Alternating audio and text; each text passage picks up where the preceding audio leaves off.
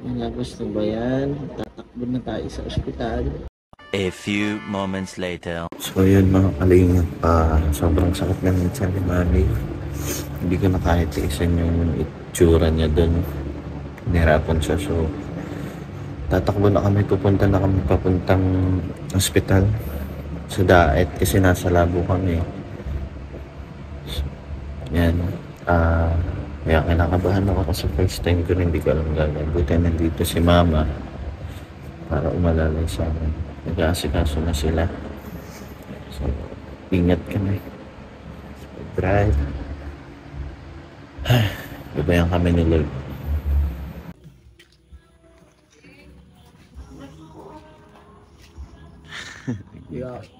Wala pati akong pera. So, Nung pagdadala ko siya. hindi ka na mawakan sa akin. Kaya Mami.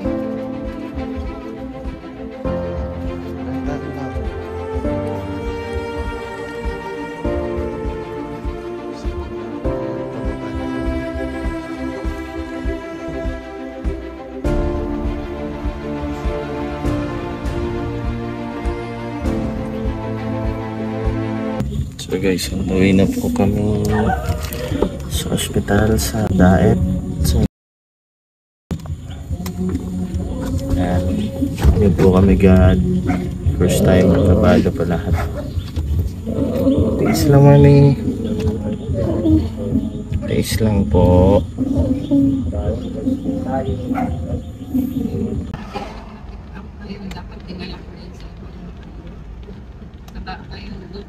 So, dito na po kami ngayon mga kalingap sa ospital.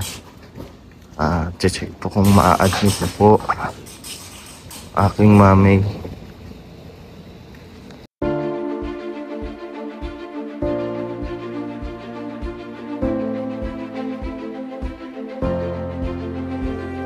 So yun mga kalingap, on the way ako para bumili ng Pampers for adults at ayun na lang po ang need namin. Okay naman na lahat ng gamit at mga kakailanganin ni Mami and Baby, yung Pampers na lang. So nakakabakinataban talaga ako. Thank you to. Sana safe delivery, safe lang ang mag-ina ko. Kahit magkano na magastos, basta safe yung mag-ina ko.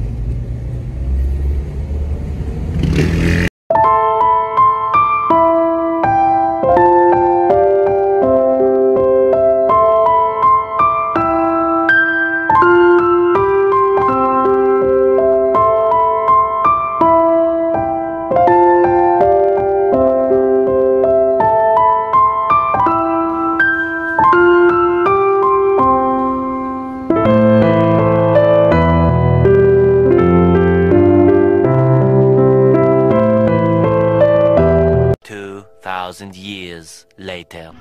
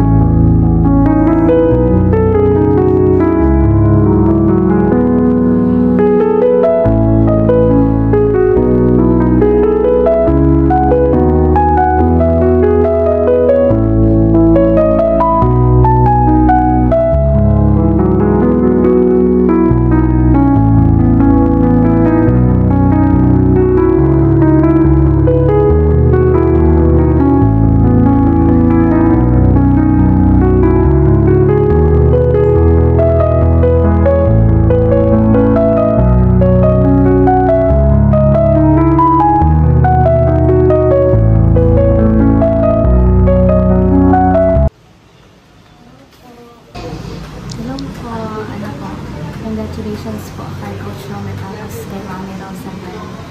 Pakapogi po ng anak nila si Leo Chris. Bagong inaanak ko po si Leo Chris. Yan po.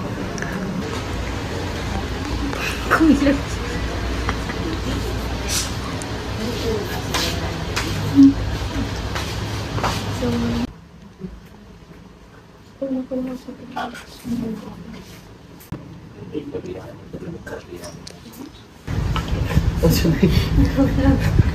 Paano wala?